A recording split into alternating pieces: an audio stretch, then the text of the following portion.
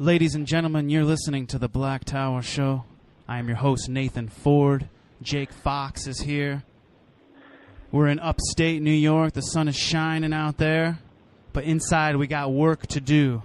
And it's always a blessing. It's always an honor to have Greg Palast on The Black Tower Show. Greg Palast, New York Times bestselling author. Hey, not too bad. Not too bad. Journalist for the BBC. I've heard of that. That's good stuff. Yeah. Busy. Greg Palast, he's on the front lines. He's doing the work for you. He's getting the information for you. And he's breaking stories. Go to gregpalast.com. I was just telling him before the interview here, if you go to gregpalast.com, you sign up. The work that he's doing, he'll send it to your email. He doesn't send a whole bunch of stuff, but if you want to keep up on what's going, if you're busy, people are busy during the day, you want to know what's going on in Greece. You want to know the corruption here in the United States with the drones and the dirty wars and all the nastiness and the vulture capitalism and on and on and on and on. Greg Palast will tell you what's going on. He'll weed it out for you. Greg Palast, thank you for taking the time to talk to us. Super glad to be with you. And by the way, people can sign up at gregpalast.com. Put in your, it says subscribe. It says newsletter subscribe. Give me your email address. And about once a week or so, you don't get a bunch of junk. You just get the latest investigation. Usually, lately, it's been my columns for Vice magazine in Britain. And, I write for The Guardian as well as report for BBC TV. So that's where you get the stuff. And we've got the drone. Yeah, the last Vice article is the Drone Ranger, Obama's dirty war. Yes, yes. Tell us about it. Tell us about the kill list. Tell us about the drones. Where are we now? What's going on here? Well, actually, a lot of this column is based substantially not just on my work, but mostly on the work of my cameraman. He's really one of the great investigative journalists, but he does it with his camera, not so much with his pen. Is Rick Rowley, who produced, directed the film Dirty Wars, which he follows around another great journalist, Jeremy Scahill, through Afghanistan, Yemen, Somalia, and Afghanistan, Iraq, following Obama's secret wars. So we have, we talk about drones, but actually it's not just drones. It's cruise missiles, it's hit squads, you name it, and the kill list. Every Tuesday, Obama checks off names of those he wants eliminated. I mean, even the Godfather didn't do that. He left it to his lieutenants. But Obama can't miss the thrill of the kill, and so he has his little checklist. It's like Santa Claus, except making a list and checking it twice. Except if you get checked off, you're done. The thing is, you're not just done. It could be your kids, your grandma, your mommy. You name it, and that's one of the things that I'm writing about. The kill list so far has 17,000 names on it. 17,000 people have been hit or about to be hit. That's a lot. It's not minor, given that's 3 times the amount of Americans killed in Iraq and Afghanistan combined. This is an entire war, and it's in 75 nations. Let me repeat that. Obama's running wars in 75 nations. One of the places I talk about is Yemen. And that started when a cruise missile shot off from a ship in the Indian Ocean, a U.S. Navy ship, hit a Bedouin village called Al-Majala. And no one, the U.S. never took credit. What happened was the president of Yemen said, we hit a nest of terrorists. So first the Yemen journalist went there and found basically a bunch of dead Bedouins. There were like 17 people killed. 3 of them were babies. They're just herders, in the middle of nowhere in Yemen. And that, by the way, instead of wiping out Al-Qaeda, it kind of created the recruitment poster for Al-Qaeda. And the journalist not only found that it was babies and herders and cattle that were wiped out, but there were the casings of the U.S. cruise missiles, because when the war, the casings are pretty much intact. And for breaking that story, that Yemeni journalist was thrown in prison Then there were demonstrations, and the president was about to release him when he got a personal call from Obama saying, "Keep the guy in prison, the journalist." We're back to what they did to WikiLeaks, now to Snowden. Keep the information hidden. Keep the information hidden. This is supposedly national security information. Well, I'm not more secure that we killed 3 babies in Yemen. It just created, like I say, a recruitment poster for Al-Qaeda. So now it's worse. We have more Al-Qaeda maniacs running around Yemen than there ever were before this happened. But the U.S. still denied it had anything to do with the killings in this village. So Jeremy Scahill and Rick Rowley went there, and they themselves filmed the casings of the cruise missiles. Now, so, Rowley is, by the way, my cameraman. And by the way, one other thing I'm doing this week is that if you go to gregpalast.com, I've made the film Palast Investigates, from 8 Mile to the Amazon. The films I've made with Rick Rowley for BBC Television, I've made them available for free. Usually I have to pay for these things, but you can download them for free. If you go to gregpalast.com, in the upper right hand, it says free film download.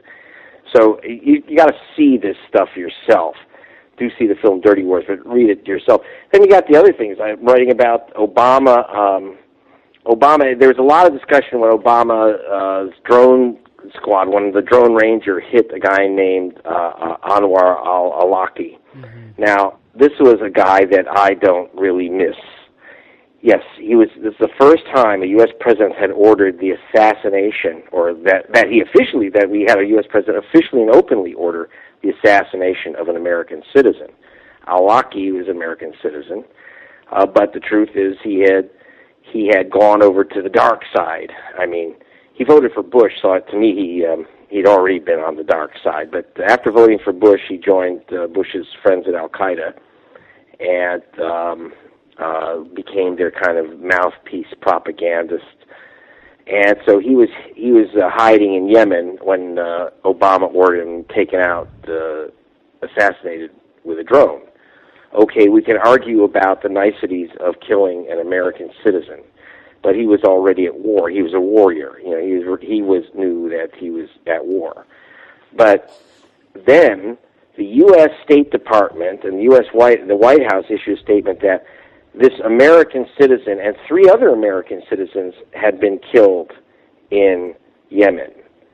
And when asked who, it turns out, including Al-Awlaki's 16-year-old son, who was born in the States, grew up in Texas, very much a straight-up American kid. He played video games.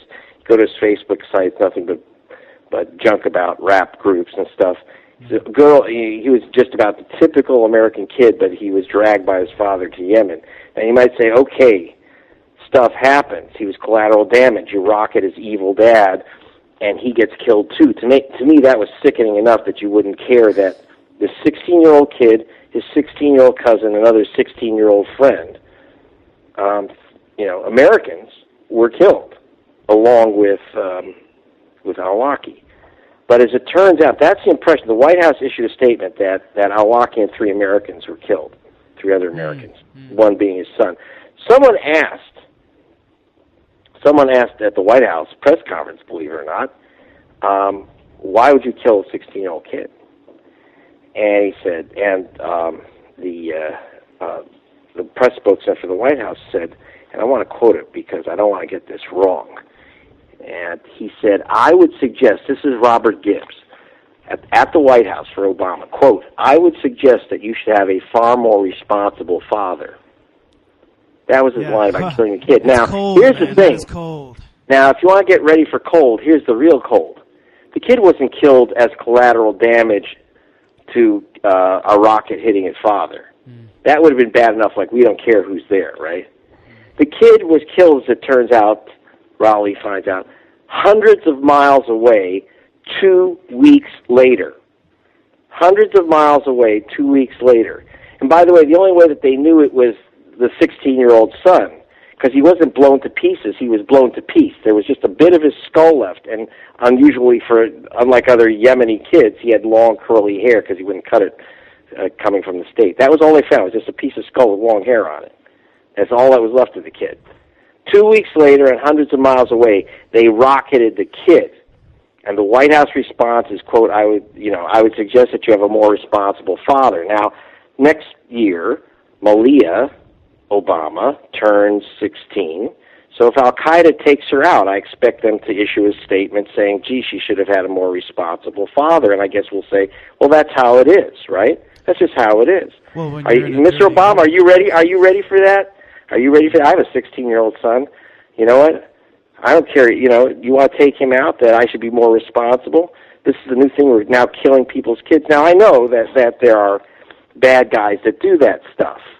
A group backed by Iran blew up a fast food stand in Israel and killed a 16-year-old American kid who was just happened to be going to get a falafel sandwich. Okay, so that if we're supposed to join them in the killed kids parade, count me out. That doesn't make me safer, and that's the type of stuff that Snowden and Bradley Manning and others are revealing, and that's why we're putting them in prison for outing the killers, not for endangering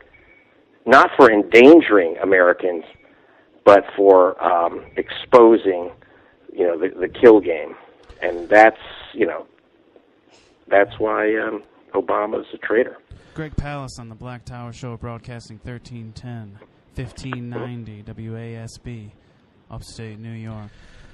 The case of Anwar al-Awlaki is really interesting because between 9/11 and the time he died, he visited the United States multiple times and was detained by the FBI at the airport for a couple hours and then released in the United States. I believe 3 times he visited the United States while he was on the FBI's 10 most wanted list. So this leads me to believe that he may have been possibly playing both sides or was a U.S. intelligent asset. I mean, what do you think about that?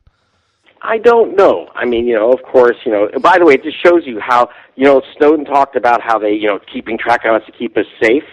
Let's play it straight. Let's say that, okay, no, there was no game. He wasn't the double agent or whatever. They played a game of letting him go so they could blow him up. Who knows? Let's play it straight. Let's just say that they had he's one of the 10 most wanted. He shows up with his passport, with his own name on it. He's not hiding, okay? They hold him and let him go. Now, because they don't know what they're doing. In other words, all this millions and billions of dollars for spying on Americans to get the bad guys, when they got one of the 10 most wanted terrorists in the world in their hands, they let him go, right? Instead, they're spending their time hunting Mr. Snowden, right? So tell me about that. So we let al-Awlaki go. No question, he's a terrorist. And but we're hunting Snowden. That's what we're doing. That's our spy system. All this baloney that Snowden has released. Oh, he's a traitor. First of all, is it really true that Al-Qaeda thought that we didn't watch email before? Also, they said it stopped. First, they said it stopped 5 plots. Then, now they've upped it and said that this database that Snowden revealed stopped 20 plots. Now, they've also said that they get no location data from messages sent from the U.S. No location data. They don't know where this stuff's coming from. They're not looking, and they never read the emails. So tell me, how exactly do they stop 20 plots, terrorist plots, if they don't read the emails, they don't know where they come from? They're just using this metadata business. Give me a break. Someone's lying here. You know what the lie is? They're actually not. This is all baloney. This metadata isn't worth a damn. What it is, it's worth $100 million in a no-bid contract to Booz Allen Hamilton, which hired the old McConnell, McCormick, the old NSA chief, security chief. So they get themselves a no-bid contract to do baloney, metadata. That's like phrenology. In the 19th century, they used to touch people's skulls to figure out what was in their heads. They figured, they would be able to read the bumps on your skull to see what's in your head. That's what it is. It's kind of metadata is just data phrenology.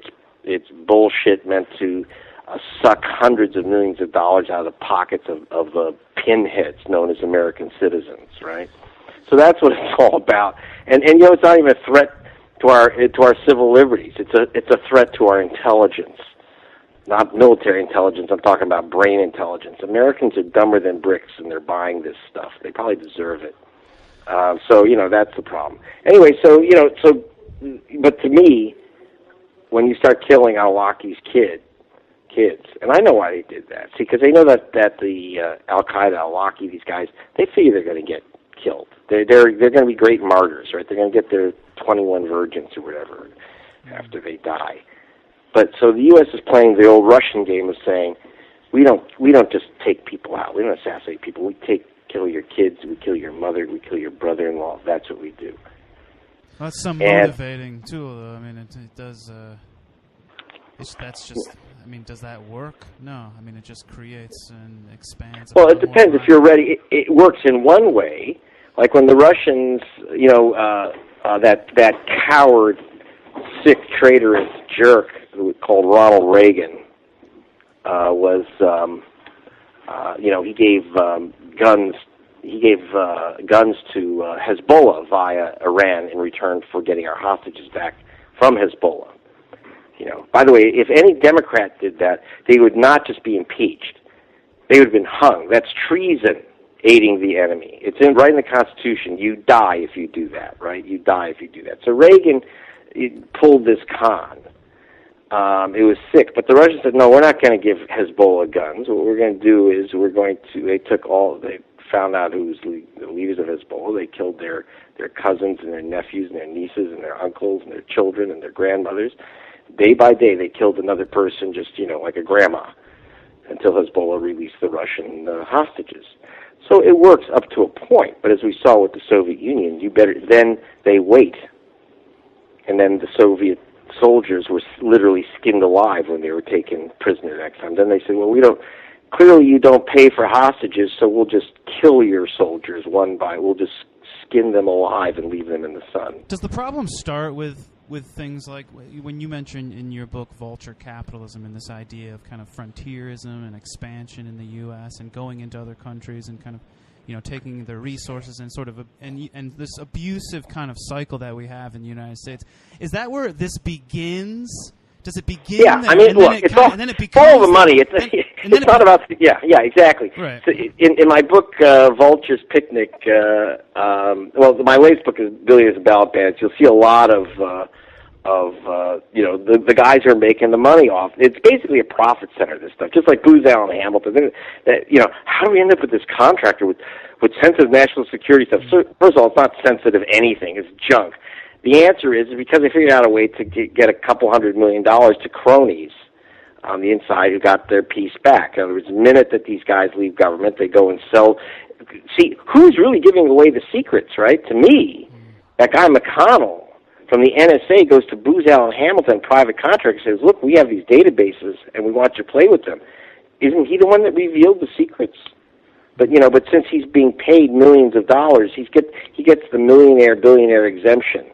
It's not a crime if you sell it for a profit. It's only a crime if you let the public in on the con. It's kind of interesting, the irony of that, the fact that we even know about what's going on has to do with people not being able to contain their own greed, and all of a sudden the story gets leaked out to you. Because they right, and then of course they have to hunt down any. It was Obama when he ran in 2008. I just looked at a statement of his from 2008 when he ran for president, saying, the only way we get honesty in government and prevent abuse and corruption is through the courage of government employees who step forward. And when I'm president, I'm going to strengthen whistleblower protections and make sure that anyone who comes forward with an abuse is going to be protected. Instead, we're charging this guy with espionage. So smooth, though. Okay. So why can't we charge Obama with fraud? Don't you? If you obtain, if you get a car through fraud, right? You go to you write a bad check at an auto lot and you take a car.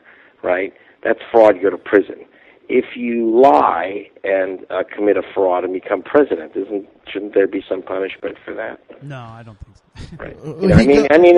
I'm looking for Nixon comes compared to Obama. Nixon's coming off as an honest. He's so calculated, though. When you talk about 17,000 people on the kill list involved in just so many different wars, and we're just involved in so many places around the world. When you start to, and it's so calculated now with these drones, is that we're in like a kind of a new era, it seems, of warfare where things are very calculated and just cold, man. You just take all the one of the things, humanity out of it. and always look for the money. Like, I was very puzzled. I was asked once, why are we in Afghanistan? I actually didn't know. I couldn't figure it out. And it just puzzled me why Obama was fanatic about Afghanistan and now trying to maintain that war through drone strikes. Now, by the way, I was just in Kazakhstan and met with the chief of negotiations for Afghanistan, who's negotiating with the Taliban. And why, I'm trying to figure out why Obama is so panicked about peace there, because they're heading towards peace whether we like it or not. And the answer is that they issued, the Army gave the New York Times a supposed exclusive, which was baloney, but it was a supposed exclusive that Afghanistan had $4 trillion in minerals, like lithium, which is used for obviously for batteries and is a key to building electric cars. Rare earth minerals, which China currently controls 95% of rare earth minerals. So without Afghanistan's supply, we'd be, up a creek. So, but they weren't using these minerals. It didn't make sense. None of this made sense. It was released with the idea that Afghanistan could pay us back for the bombing, for our bombs. We can bomb them, and they'll pay us back one day with this stuff.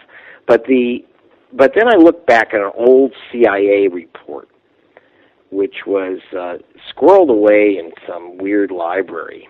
And the CIA and the Defense Department thought that they had wiped out all copies, but this is one of those things where some library had paper copies, right? And it's hard to delete paper copies.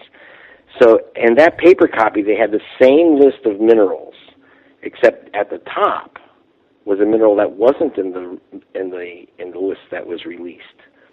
It was uranium. Afghanistan has probably the world's biggest supply of uranium outside the Soviet Union, or the old Soviet Union, mostly now Russia, Kazakhstan, some other places, but it's uranium. And Obama's uranium maniac. Uranium is to Obama as oil was to Bush. He comes from the uranium gang. Rahm Emanuel formed the largest nuclear power corporation in America. In the Iran-Iraq emergency appropriation, which was for special flak jackets and for our soldiers and special armor for troop carriers, almost no one voted against it, no matter what your views of the war. Almost no one voted against it. What was not told to the senators and congressmen, not that they wanted to know, which was that there's a little attachment to that emergency war bill. Besides $300 million for the armor, there was an $8 billion loan guarantee for the nuclear industry to build 4 new reactors in the United States. That was in the emergency war bill. Okay. Wow. So Obama comes out of Chicago, which is Exelon, which is the center of the headquarters of Exelon Corporation, which was created by Rahm Emanuel, this big nuclear power, the biggest nuclear power corporation in America, bought up all the chunk of the nuclear plants in the U.S. And so he's fanatic about pushing nuclear power at all costs. And that means, and you ain't going to have that nuclear power unless you have uranium. And that's in Afghanistan, and there's one other place that's not controlled by Russia, and that is Niger, and Kazakhstan has some, where I just was. But there's also the big supply right now is Niger. And Obama, right after he made his big speech, or saying that he was, he was getting off his addiction to drones and cigarettes, and both are a lie. He's still smoking, and he also, 2 weeks after that, he sets up a drone base in the African nation of Niger, which is in the middle of nowhere, but it has 2 giant uranium mines owned by a company called Areva, a French company. And the French couldn't, the French Foreign Legion had moved in, but it wasn't enough because Al-Qaeda was attacking these uranium plants. So we set up a whole new drone base. So we're in a new war in Africa. And that's where the attack on Mali came. I mean, if you've been hearing about the attack on Mali, suddenly Al-Qaeda didn't just suddenly appear. The line is that they were pushed out of Libya, so they ran down to Mali. No, that's not true. They had attacked the uranium mines in Niger, were pushed out of Niger, went to Mali, and then came back to Niger, so that after the French moved into Mali. Niger is like the size of Texas, but there's nothing there. It's desert. It's landlocked, and it's just desert surrounded by deserts. It's nothing but a couple of uranium mines, and it's a nation of nothing except uranium, and the French control it. It's a French resource colony. But the French did not want to keep sending their troops into the middle of the desert to get picked off. So Obama created a drone base. 300 U.S. troops in there, by the way, plus the drones. Drones are not all that robotic. Don't kid yourself. So now we've got entering a new war in Africa for uranium. That's the problem. It's never for security or to stop the terrorists or any of that junk. It's look for the resource. I just saw a glimpse of the future where we just have drone teams that just are there to protect our stolen assets, if that even makes any sense. I know, it's like drones over Chicago. There's one guy in a computer room with multiple screens, and they're showing, making sure that there's, the uranium is protected over here. And is this the bold new world that we're getting into now? I don't know. We should expect. Well, I don't want to say anything because there's a drone droning over. Rick was saying, when you go into these, Rick Raleigh was doing the filming. You notice that I do filming with him in the Amazon. I was in the Congo River, up the Congo River with him. I go to Kazakhstan, these places with him. I go to nasty enough places.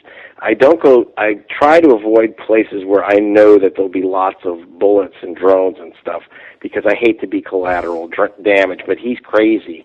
And so in fact, Raleigh, my cameraman, U.S. reporters were being embedded with U.S. troops in Iraq. He embedded himself with the insurgents in Fallujah. So he was in Fallujah when it was being attacked by the U.S. In Iraq, which is just utterly insane. But that's how we get the film that no one else gets. But I want to say that the most dangerous jobs, I won't do them. In fact, I have to say I tried to tell him not to do them, but it's like he can't seem to stop himself. But, you get a totally different view when you're not in bed with the U.S. military as a journalist. And that's very important. So we get the resource wars. And one thing I wanted to add from that we had in Dirty Wars is that I just wanted to give a big up to SEAL Team Sick because while we're so thrilled that they attacked Osama's compound, and again, I have no tears shed for that guy, but what they didn't mention, and this guy McCraven, this general, what a great name, McCraven. So the Craven general was getting all this praise. No one asked him what SEAL Team 6 does with the rest of its time. Well, they are not known as SEAL Team 6 in Afghanistan. They're known as the American Taliban. They have these beards, and they come in, and one of their big hits was that they gunned down, they attacked a wedding party in Afghanistan. In the middle of the party, they gun down. The groom runs out to see what's going on. He gets gunned down. They jump in. They machine gun the bride in her bridal outfit. Then they kill the mother of the bride and kill a couple of other people at the wedding. And then when they figure out, I guess this, this doesn't look good, a wedding. They actually cut the bullets out of the bodies. And what Rick got when he went to Afghanistan is somewhat a great danger to themselves, obviously, because American killers are merciless, is someone on a cell phone actually videoed the Americans cutting the bullets out of the bride's body like that. And he's got that. And so this is SEAL Team Sick. This is what we're doing, and we're wondering then why. Then we're told, oh, Karzai's crazy because he's saying. After that, he's telling Americans that we can't send troops into these areas. Well, no kidding. I hope that our troops are grateful to Mr. Karzai that he's not sending them in, because when you kill people's kids at their wedding, they tend to be in a bad mood, and they're looking to get you. And by the way, that's one reason why we keep calling Karzai corrupt, because he's one of the only heads of state we deal with who isn't corrupt. You can't buy him, and that's what they hate. So of course they call him corrupt. And one of the things that they hate is that he's cutting a deal with the Chinese to let the Chinese dig the Afghan uranium. So they'll do anything to get Karzai out, but they're not quite sure how to do it. One of the problems is because Karzai is also from what's the equivalent of the Kennedy family among the Pashtun. So he can't really be touched in the end. And that's what's disturbing the U.S. right now, is that we've put in a government that suddenly has gone renegade, that we can't control anymore. And that's a big problem. So what we do is, when they tell us get the drones out, get our troops out, is that we send in our robot Air Force, and that's dangerous. And then our stealth crews, like the SEAL Team Sick, which will stay there no matter what anyone says. Like I say, they're operating in 75 countries, and we can't even. If I were to name them all, I would literally go to prison. That's what's happening in America. We're Sovietizing our information. So things are bad. So anyway, gee, I'm sounding pretty grim. I'm usually I try to do things in a more humorous manner. That's why read Billionaires in Balaban. It's a very funny book about the fall of America. So yeah, but that's not funny. It's not funny though. It's democracy out the window. I can't deal with all this. It's like you got to have a sense of humor. Seriously, we just crack up here. I mean, because I don't want to get too philosophical, but this has to do with, on a personal level, it has to do with, the greed seems to be the underlying kind of theme amongst all of this. Is like, I don't know if it's a lust for material things that is contained within the individual. I don't really know exactly what's happening here. Well, I was listening this morning to the great philosopher Boots Riley and with the coup. And a great song, a great rap called "Get the Monkey Off Your Back," and he's meaning, says, the need for the green. As soon as you need their money and their dollars, as soon as then you're hooked. And they're getting Americans completely crazy hooked on money in a way that's hard. That it's like there's nothing left except empty. I'm here in some little beach town where they're doing some filming for some goofy HBO show and stuff, and I'm watching herds of young women and young men, all these guys in these khaki shorts that they got from the Abercrombie and Fitch catalog, and nice blue button-down shirts and penny loafers or Dockers or something, and they don't know what to do with themselves. They don't even know how the men and women don't even know how to approach each other on a level that isn't fueled by alcohol and just desperation and loneliness, because they spend all their time making money, so they have no training in being human beings.